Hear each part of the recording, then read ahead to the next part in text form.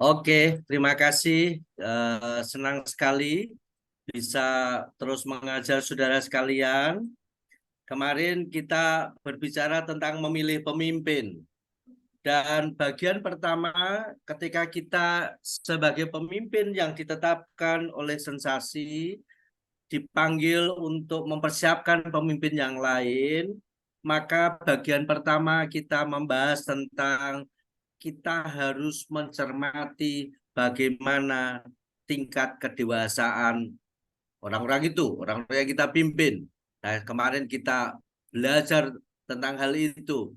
Dan kita ngerti bahwa namanya dewasa itu ternyata tidak bisa diukur dari usia. Orang itu bisa tampaknya tua, umurnya banyak, tampaknya dia adalah orang yang punya harta juga cukup banyak, tetapi ternyata tingkat kedewasaan tidak bisa diukur hanya dari hal-hal tersebut. Nah, kita perlu menguji. Kemarin kita sudah mencermati ada 9 pokok uji untuk dapat melihat kedewasaan seseorang. Kita mencermati tentang bagaimana orang tersebut tahu mana yang baik dan yang buruk.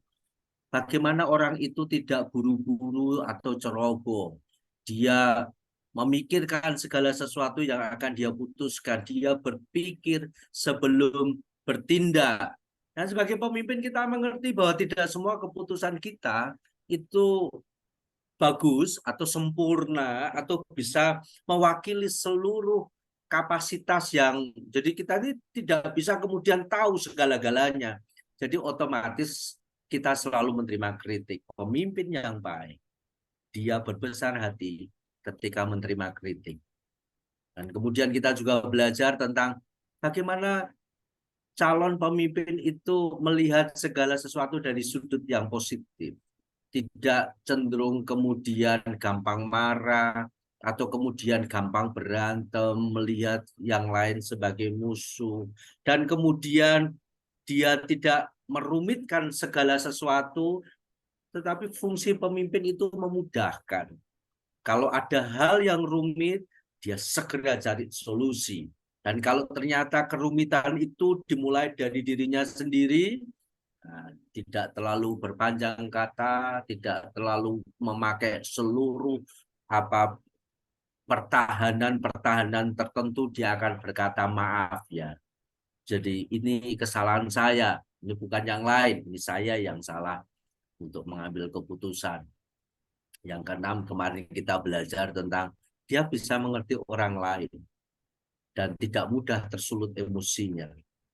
Dan apapun yang dilakukannya dia tahunya adalah karena panggilan, sehingga baik atau tidak baik, atau misalkan berhasil sukses megah sekalipun, dia tidak haus pujian.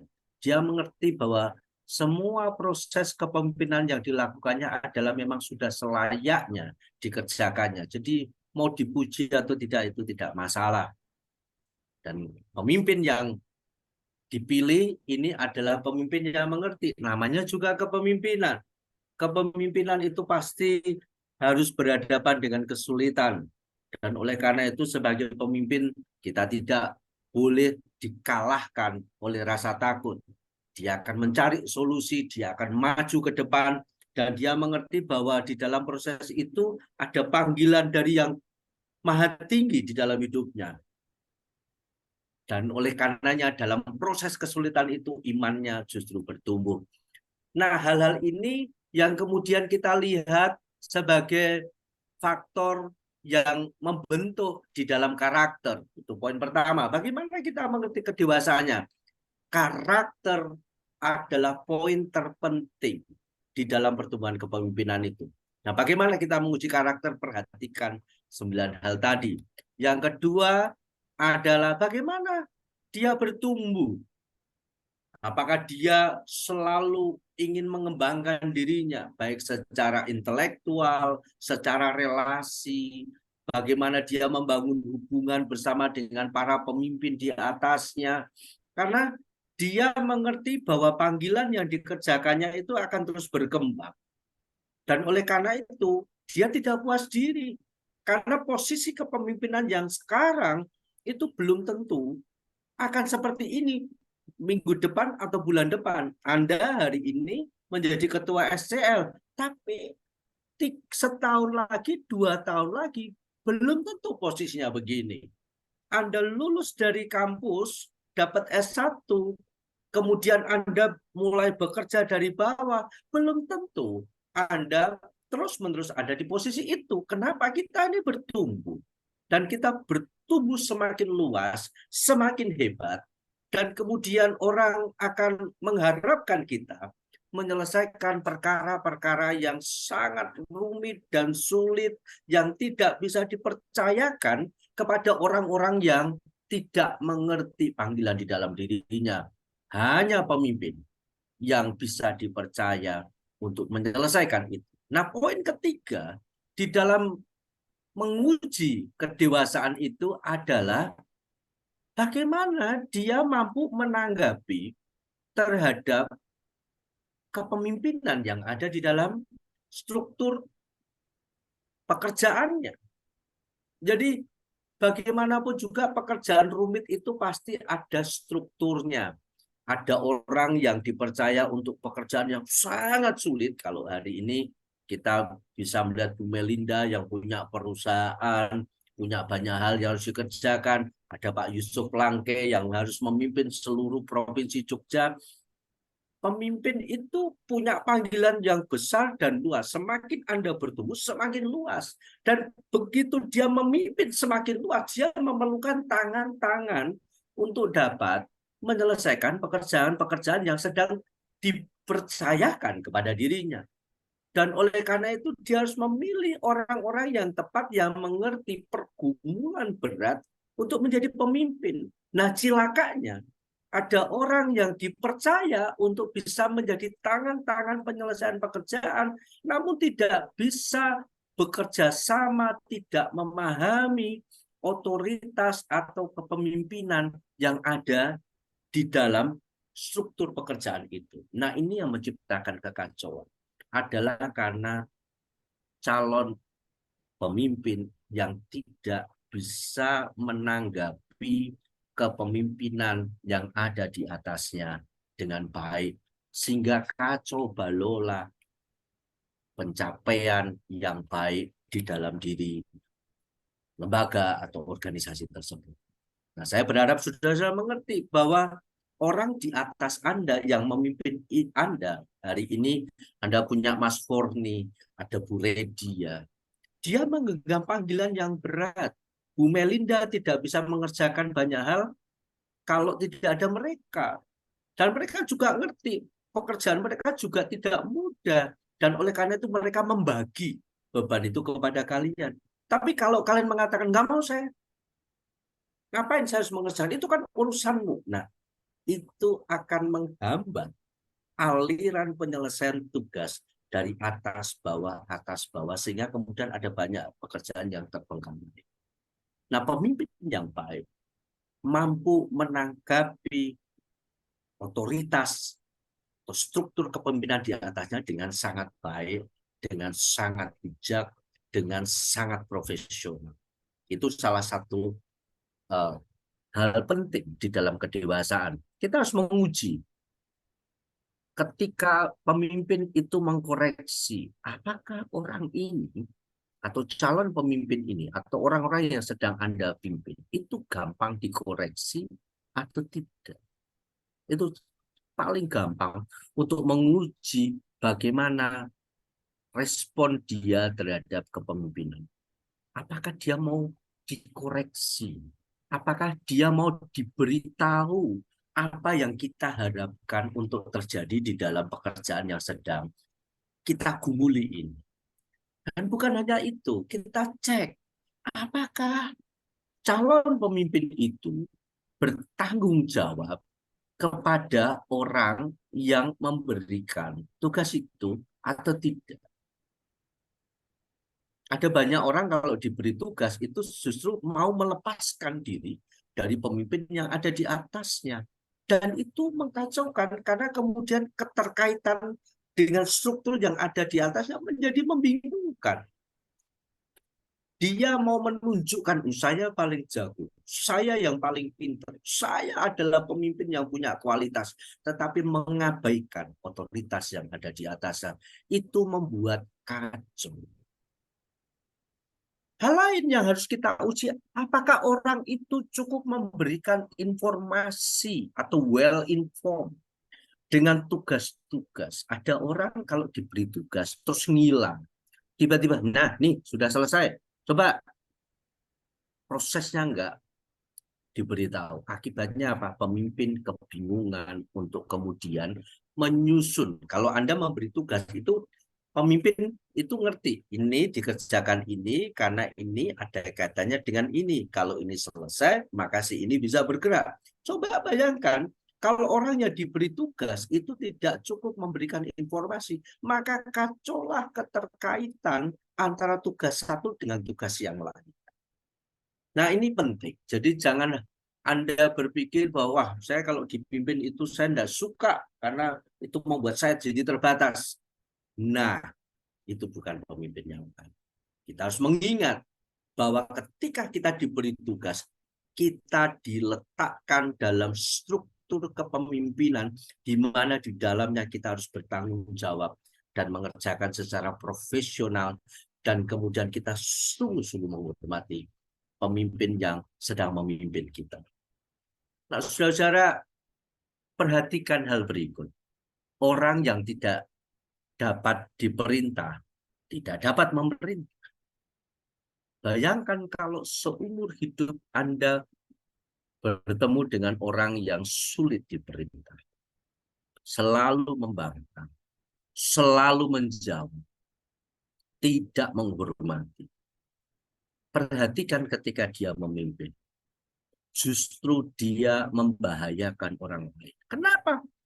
Kalau latihannya membangkang dan kemudian dia dikasih kesempatan memimpin, apa yang ada di benaknya terhadap orang-orang yang dipimpinnya? Dia melatih dirinya membangkang, maka dia mengerti bahwa dia sedang memimpin orang-orang yang juga akan membangkang. Perasaan tidak aman itu menjadikan dia sebagai pemimpin yang kejam. Berbeda sedikit, keluarin. Tidak sependapat, tendang. Kenapa? Itu latihan yang dia kembangkan di dalam dirinya. Seumur hidup dia membangkang. Maka kemudian ketika dia memimpin, dia waspada terhadap pembangkangan. Dan dia menyusun kepemimpinan yang otoriter supaya tidak bisa dibangkang. Yang membangkang disingkirkan. Nah, itu berbahaya. Seumur hidup dia akan mengalami gangguan kejiwaan. Oleh karena itu, taati otoritas supaya Anda justru lebih sehat. Nah, kita juga perlu memperhatikan kemampuan. Jadi, bagaimana kita menguji kedewasaan? Satu, karakternya cermati. Dua, pertumbuhannya. Tiga, respon terhadap otoritas. Dan yang keempat adalah perhatikan kemampuannya. Apakah bakat atau kemampuan dari orang yang kita layani? Ini penting. Karena itu akan menolong kita menempatkan orang tersebut dalam posisi kepemimpinan. Oleh karenanya, kita harus mengenali bakat dan kemampuan mereka. Menempatkan seseorang pada posisi yang bukan karunia-Nya akan menimbulkan frustrasi pada orang tersebut dan juga pemimpinnya. Nah, oleh karena itu ketika Anda menjadi leader bagi sensasi, perhatikan ini baik-baik supaya kemudian Anda juga bisa mencapai pekerjaan-pekerjaan yang lebih maksimal. Komang, saya mau berhenti sampai di sini untuk level pertama. Saya memberikan kesempatan untuk saudara bertanya. Baik. Kepemimpinan yang dibahas ini sangat baik membekali para pemimpin-pemimpin yang akan datang. Cuma biasanya pemimpin-pemimpin ini banyak yang mendapatkan karena usahanya sendiri sehingga banyak kepemimpinan itu egois. Nah, di dalam kepemimpinan hierarki yang bersifat profit itu penundukannya karena dia ada di dalam hierarki yang mendapatkan misalkan tunjangan atau gaji, itu mungkin dia bisa taat. Tetapi di dalam organisasi yang bersifat paguyuban, organisasi ormas, kadang-kadang orang mau taat kalau orang itu punya keteladanan. Tapi kalau tidak, dia itu sulit sekali membentuk orang lain. Nah, inilah yang harus dicermati baik-baik antara kepemimpinan yang bersifat karismatik dan bersifat administratif. Nah, ini yang saya lihat di dalam pribadi-pribadi orang yang memimpin. Mungkin ada pandangan dari Bapak Binu untuk memperlengkapi semua yang mendengar di sore hari ini. Sekira itu dari saya. Terima kasih Bapak. Wah, ini pertanyaan yang cukup berat dari pemimpin yang jauh lebih lama memimpin daripada saya. Saya rasa kunci antara administratif dan karismatik itu adalah tentu karakter. Karakter itu yang membuat orang-orang yang kita pimpin itu melekat.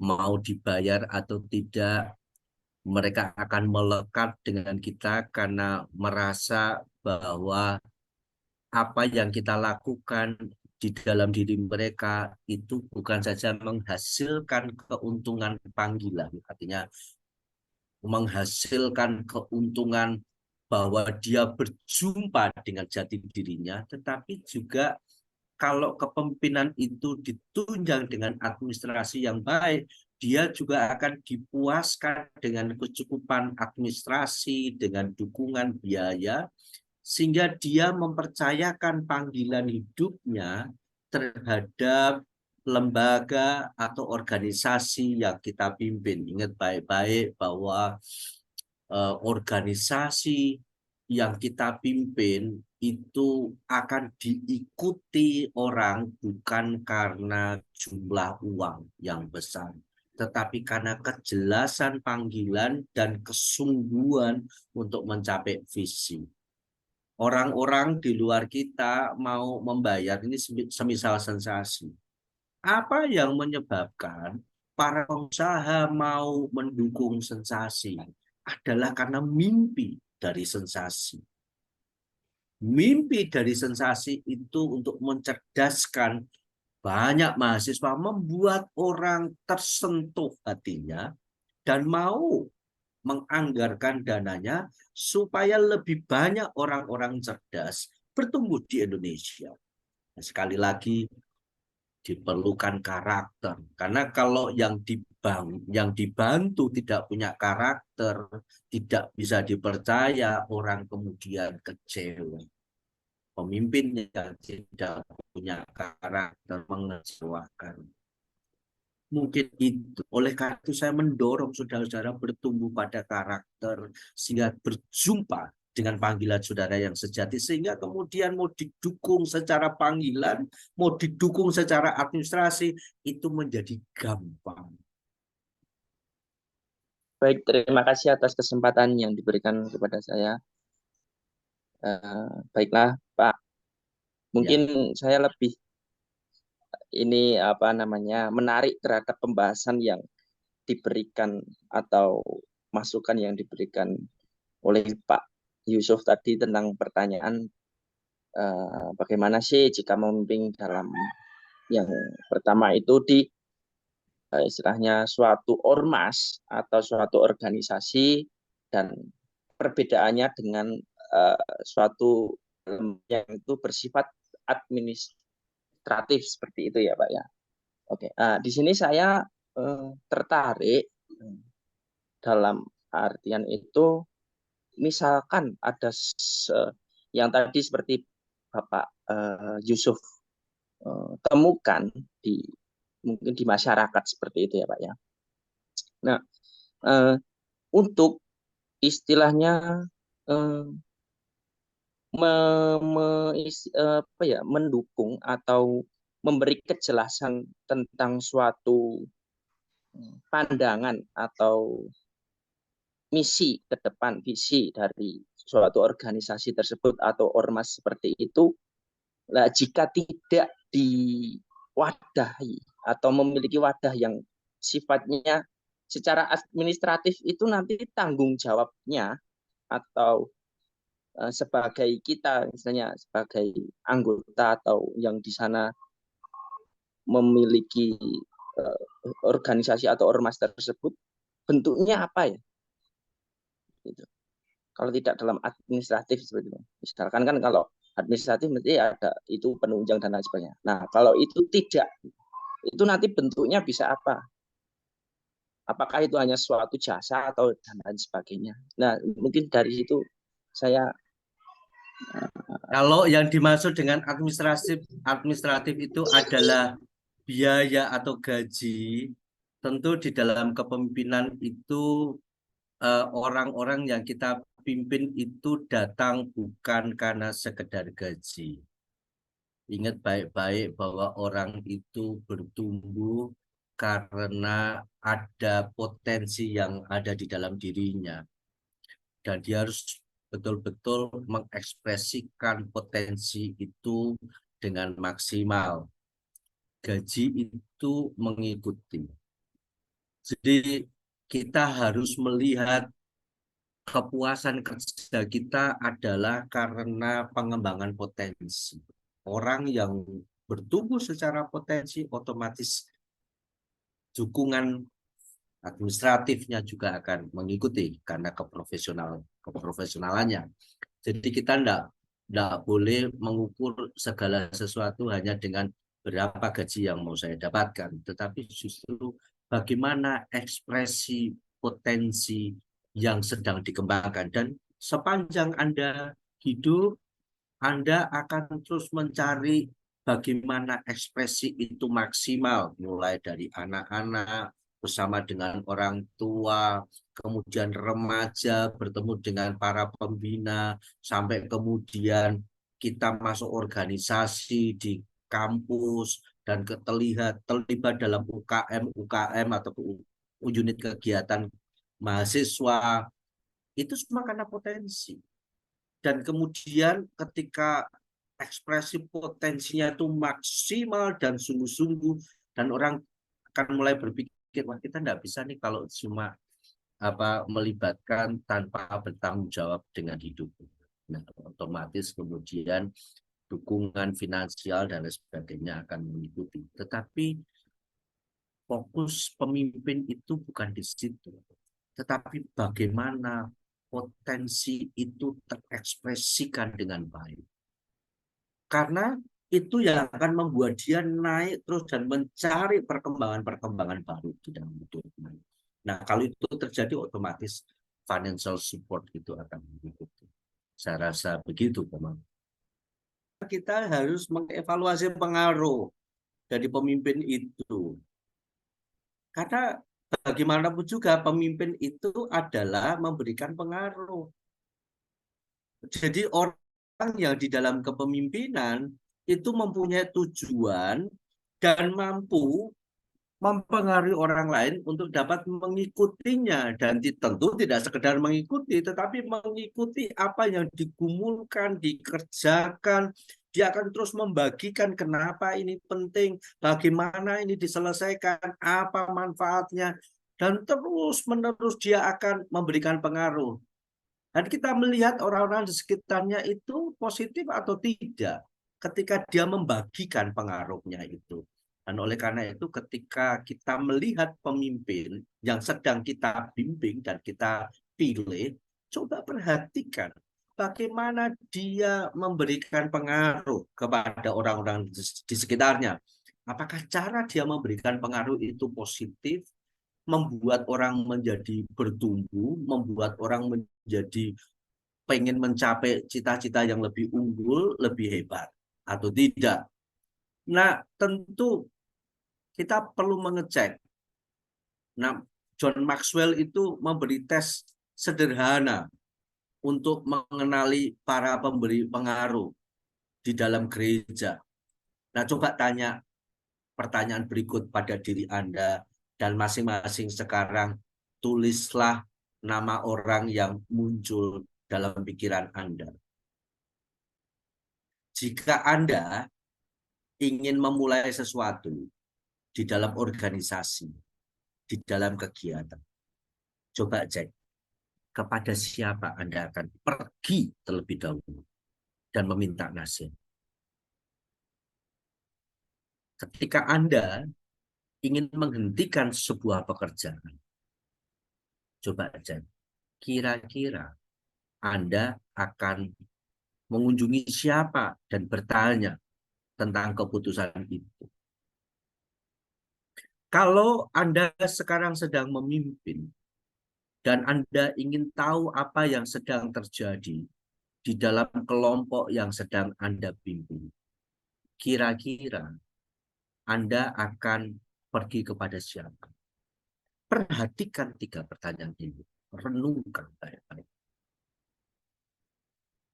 Dan itulah para pemberi pengaruh di dalam kehidupan. Nah, saudara-saudara sekalian, itu poin yang kedua, evaluasi bagaimana pengaruh yang dikembangkan oleh calon pemimpin yang sedang kita dampingi. Dan yang ketiga, yang tidak kalah penting adalah perhatikan bagaimana keterampilannya untuk berhubungan dengan orang lain atau keterampilannya untuk bisa bekerja sama dan memperhatikan orang lain. Nah, pemimpin itu adalah orang-orang yang berkeahlian baik. Mereka memang tidak sempurna, namun mereka harus bisa bekerja sama dengan baik bersama dengan orang lain. Jadi dia harus terampil untuk berkomunikasi dan bekerja sama dengan orang lain. Nah, kita harus tanya nih, apakah calon pemimpin ini tahu cara berkomunikasi yang baik, yang sopan, yang kemudian membuat orang yang diajak bicara pemimpin itu merasa sungguh-sungguh cocok untuk bisa bekerja sama dan bermitra dengan dirinya. Nah, yang keempat adalah juga perhatikan bagaimana keterampilan dia di dalam memecahkan masalah. Kenapa? Karena pemimpin itu memang diberi tanggung jawab untuk hal-hal yang berat, yang rumit, yang sulit, yang tidak bisa dikerjakan oleh orang-orang lain. Oleh karena itu, kita harus memperhatikan bagaimana pemimpin itu ketika berhadapan dengan masalah-masalah yang berat. Apakah dia cukup tangguh, cukup tanggap di dalam mengerjakan, menghadapi. Dan mereka harus mampu membaca masalah yang muncul dan kemudian mampu menghadapinya dengan solusi. Sebentar, saya harus. Pemimpin itu harus bisa memecahkan masalah. Dia harus melihat bahwa tugasnya adalah memang menghadapi masalah yang sulit, pekerjaan yang sulit. Dan dia harus membaca masalah tersebut dan kemudian muncul dengan sebuah jalan keluar. Dan pemimpin itu memang memiliki pola pikir yang berbeda dengan para pengikutnya. Dia tidak sekedar kemudian terlibat dalam masalah, berpikir negatif, ngajak permusuhan, siap berantem, itu bukan pemimpin. Dia akan melihat masalah, kemudian mendudukkan masalah pada tempatnya, dan kemudian dia memikirkan, oh ini salah pahamnya di sini, salah komunikasinya di sini. Kemudian dia mampu melewati perbedaan pendapat dan mengatakan, kita itu enggak berbeda loh, kita ini sama loh, cuma salah ngomong doang. Ayo kita kerjasama. Nah, dia bisa memecahkan masalah bahkan bersama dengan orang-orang yang betul-betul berbeda atau berbeda lokasi pemahaman atau berseberangan dengan dirinya. Dia tidak akan gampang marah dan berkata, kita ini bisa bekerja sama loh. Kenapa kok kamu jadi marah-marah? Ini kan cuma caranya saja yang berbeda. Memang jalannya berbeda, tapi tujuan kita sama loh. Ayo kita balik lagi kerjasama gitu. Jadi itu keterampilan untuk bisa memecahkan masalah karena pemimpin itu harus siap membuat segala sesuatu menjadi lebih baik. Dia akan terus mencoba cara-cara atau pendekatan yang berbeda untuk dapat memperoleh hasil yang baik. Dan kadang-kadang di dalam proses ini dia harus bisa melihat semua cara dengan cara yang positif. Kadang-kadang kita ini selalu mengagungkan, selalu mengatakan cara kita yang paling baik. Tetapi pemimpin tidak begitu. Dia akan mencoba melihat cara orang menyelesaikan masalah dan kemudian mendengar, mencermati, dan dia bisa mengatakan, oh ini sama kok. Cuma memang cara dia masuknya beda. Terus kemudian prinsip-prinsipnya agak beda dikit. Tapi sebetulnya orang ini tuh bukan musuh saya. Dia mau menyelesaikan masalah dengan cara dia. Nah, perhatikan orang-orang yang terus-menerus mengkritik saudara. Biasanya mereka itu sebetulnya punya ide yang baik tetapi tidak tersalurkan. Nah, kadang-kadang kita perlu merangkul mereka dan mengatakan, coba cerita sekarang kamu tuh sebetulnya pengen apa sih, gitu kan. Nah, itu adalah hal penting ketika kita menghadapi masalah. Nah, selanjutnya yang kelima, kita juga harus menguji kedisiplinan pribadi dari calon pemimpin itu. Ada 3 area disiplin, saudara-saudara. Dan ini harus menjadi perhatian kita. Apa saja? Supaya kita ini bisa menjadi para pemimpin yang potensial. Yang pertama adalah time atau waktu. Pemimpin itu tahu bagaimana menggunakan waktunya. Seorang pemimpin yang bertumbuh akan menangkap bahwa setiap waktu yang dipercayakan di dalam kehidupannya harus digunakan untuk bertumbuh dan berkembang. Anda boleh jadi presiden, Anda boleh menjadi pengamen, Anda boleh menjadi pembantu rumah tangga.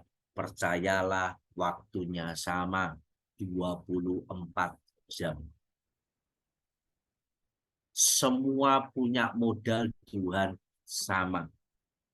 Nah, justru bagaimana menggunakan modal yang sama dari Tuhan itu yang menunjukkan kualitas Anda sebagai pemimpin. Jadi bagaimana menguji? Perhatikan penggunaan waktunya. Dan yang kedua adalah temper atau emosi. Bagaimana orang itu mampu mengendalikan emosinya? Ingat baik-baik, ketika Anda dipilih menjadi pemimpin, Anda diminta untuk menyelesaikan pekerjaan-pekerjaan yang membebaskan emosi Anda dan mampu menyebabkan Anda menjadi putus asa. Nah, bagaimana kita menghadapi kesulitan itu dengan tidak menjadi emosional, itu penting. Karena itu menyebabkan kita bisa melihat kesulitan itu dengan cara yang lebih baik. Menjadi lebih matang dan dewasa.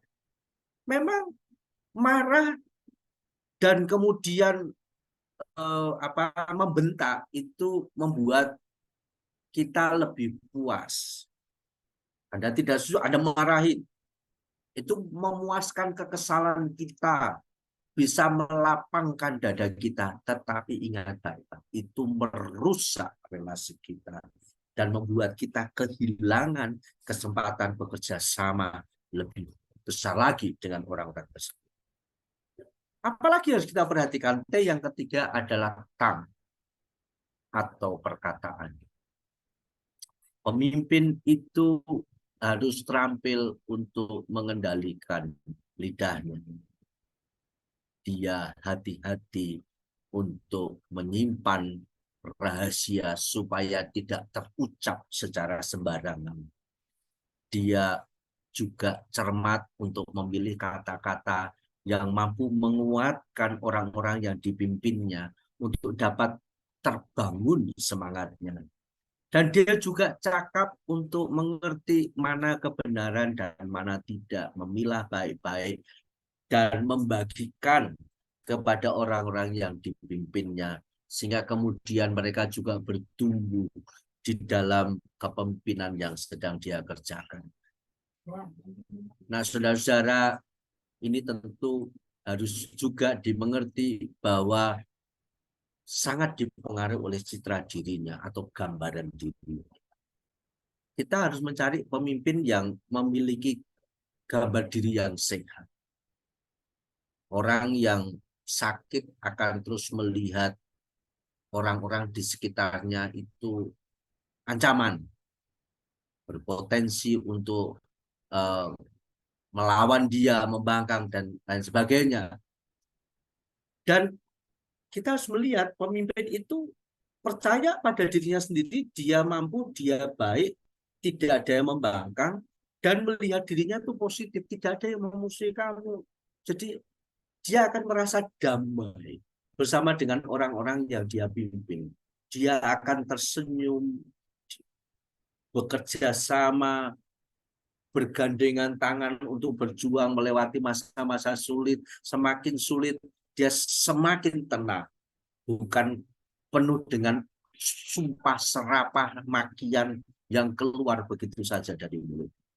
Jadi bagaimana kita melihat citra diri yang baik? Perhatikan bahwa mereka harus mampu berbicara dan berjalan dengan penuh rasa percaya diri. Bahkan ketika melewati lembah kekelaman di dalam hidupnya, wah, dia tetap tenang dan mengerti ini cuma lewat, tidak berhenti di lembah kekelaman itu. Pertanyaan saya, materi itu bagus untuk membawa kita punya wawasan. Tapi biasanya di dalam praktek, kita itu tidak bisa menjalankan karena sudah bersentuhan dengan berbagai pribadi-pribadi. Karena itu perlu ada latihan-latihan yang kita terjun ke dalamnya seperti organisasi yang ada di kampus, organisasi yang ada di gereja, organisasi yang ada di masyarakat, supaya kita terbentuk. Karena banyak pemimpin hanya sampai di kepala, tapi waktu di lapangan bersentuhan dengan yang lain, kadang-kadang tidak mampu untuk mengimplementasikan itu ilmunya, karena sudah terlibat di situ perasaan, sudah terlibat di situ motivasi, sudah terlibat di situ motivasi yang keliru. Saya kira ini perlu untuk kita kembangkan, yaitu pembentukan karakter dalam kepemimpinan supaya jangan motivasinya salah. Saya kira materi ini baik untuk memperlengkapi setiap kita yang akan menjadi pemimpin hari depan. Saya kira itu dari saya. Nah, mungkin ada pandangan-pandangan lain dari teman-teman. Terima kasih. Perhatikan sikap yang baik di dalam diri calon pemimpin itu. Jadi setiap kita bisa aja memikirkan yang buruk. Perhatikan tadi catatan dari Pak Yusuf Langke, bahwa rasa jengkel kita ketika orang-orang yang kita pimpin tidak selaras yang kita mau itu bisa membangun kepahitan diri kita. Dan itu berbahaya bagi yang lain. Nah, ketika kita melihat calon pemimpin itu, perhatikan bagaimana sikap yang baik dari dia bersama-sama dengan orang lain. Bahkan ketika memang situasi tidak semudah yang diharapkan, nah bagaimanapun juga pemimpin itu membutuhkan sikap yang baik. Mereka tidak mengeluh dan komplain untuk hal-hal yang kecil. Bahkan hal-hal yang menyakitkan tadi itu, dia akan terus berdoa, membangun imannya, untuk kemudian mencari hikmat. Kenapa kok ini harus terjadi ya?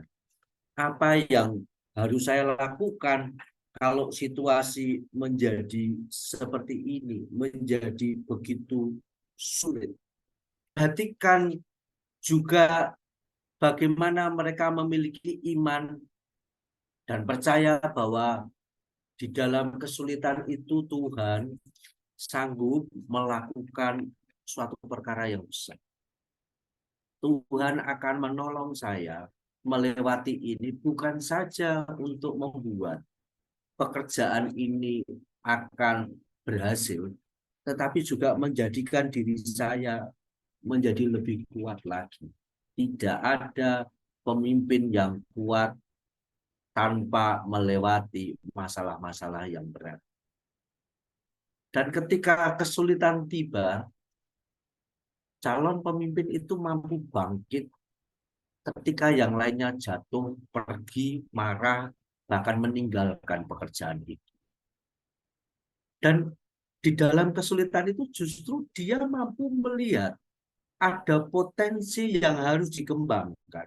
Ketika yang lain justru melihatnya, itu cuma masalah itu. Udahlah ini menyulitkan kita. Jadi perhatikan itu.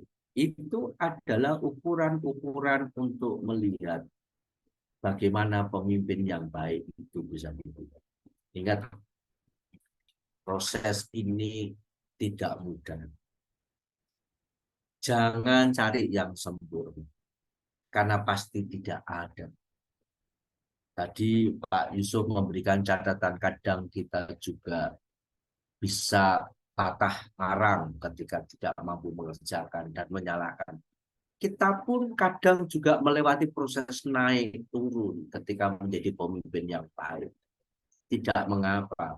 Naik dan turun itu justru menunjukkan kita ini masih manusia. Kita memang tidak sempurna. Tetapi yang tidak sempurna itu bisa menjadi efektif jika dilatih dengan baik. Seperti pesan Pak Yusuf tadi, kita ini sedang berlatih. Dan oleh karena itu kita meminta saudara-saudara untuk bercerita, membagi apa yang menjadi kesulitan ketika Anda menjadi pemimpin dan mengalami kesulitan. Dan saya rasa sensasi juga sedang mempersiapkan cara berorganisasi yang membuat Anda menjadi lebih terampil dan mampu menyelesaikan kesulitan itu secara baik, bukan saja sebagai individu, sebagai pribadi yang ada di Medan, ada di Kupang, tetapi juga bersama-sama sebagai pemimpin yang saling berbagi kesulitan dan berbagi kekuatan. Nah, saudara ingat, kita ini berlatih untuk menjadi pemimpin yang bertumbuh.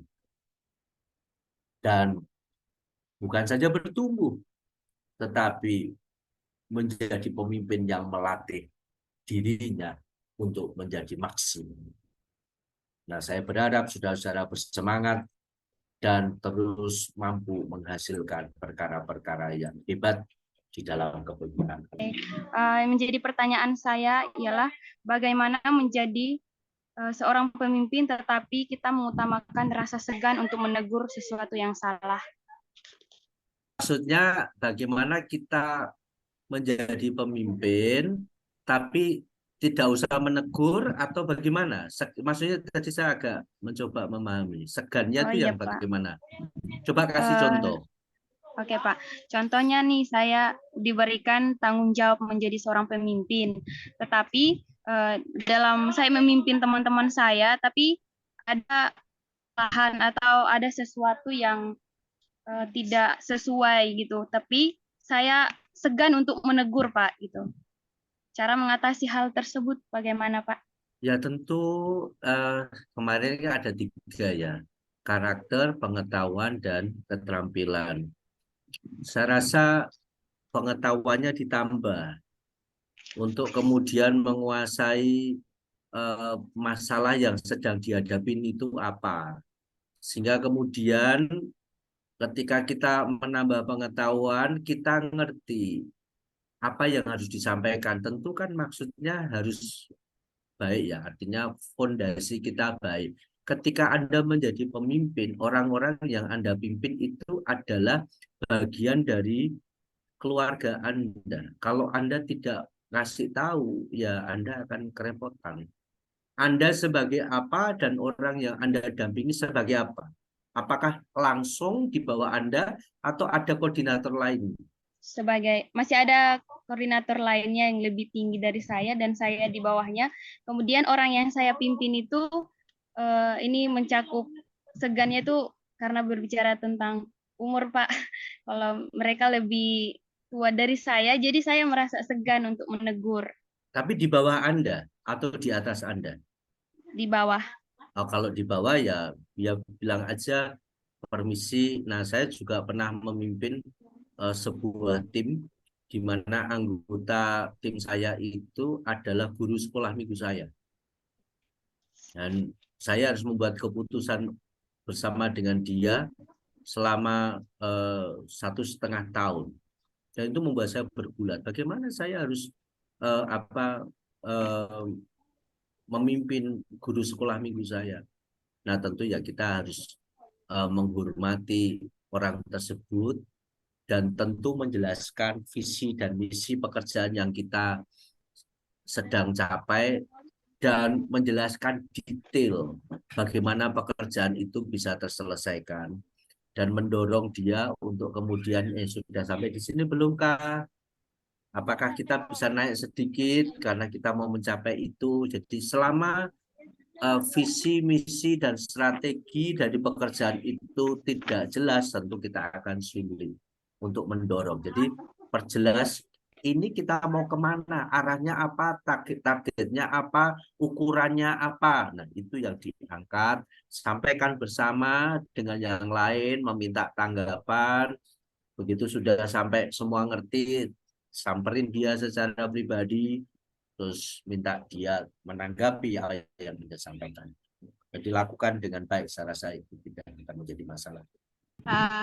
Misalkan kalau ada pemimpin tapi mereka sama pemimpin tapi mereka tidak mau saling mendengarkan atau tidak mau saling dalam pekerjaan mereka tidak mau saling mendengarkan untuk memimpin bawahan mereka. Bagaimana mengatasi pemimpin yang seperti itu? Malah kita yang menjadi anggota melihat keributan mereka begitu karena melihat keributan mereka. Oke, adakah pemimpin di atas mereka berdua? Sampaikan kepada pemimpin tersebut untuk dapat menyelesaikan, karena itu bukan tanggung jawab Anda, tetapi menjadi tanggung jawab dari pemimpin di atasnya. Karena ketika mereka berdua tidak bisa bekerja sama dengan baik, yang terganggu bukan kita, tapi yang terganggu sebetulnya adalah pemimpin di atasnya. Karena akhirnya pencapaian tugas tidak bisa maksimal. Jadi biarkan pemimpin di atasnya untuk menyelesaikan. Lantas apa yang bisa Anda lakukan? Yang bisa Anda lakukan adalah bermitra baik bersama dengan orang-orang yang di dalam kepemimpinan itu, supaya masing-masing bisa saling menguatkan satu dengan yang lain. Dan bermitralah dengan baik dengan pemimpin yang berkonflik tanpa harus berpihak. Karena itu akan merusak panggilan kita. Ketika kita tidak berpihak, maka kita bisa melihat hal-hal yang lebih positif di dalam situasi yang sulit. Sambil mencermati kita, jangan sampai kita juga menjadi pemimpin yang berkarakter sama dengan mereka. Dan jangan jadikan diri kita menjadi penyinambung atau para pemimpin yang melanjutkan konflik itu di dalam diri kita. Kita ini harus menjadi pemimpin yang berdamai dengan situasi apapun. Ya, jaga perdamaian, jaga rasa damai itu di dalam diri Anda karena Anda memerlukan.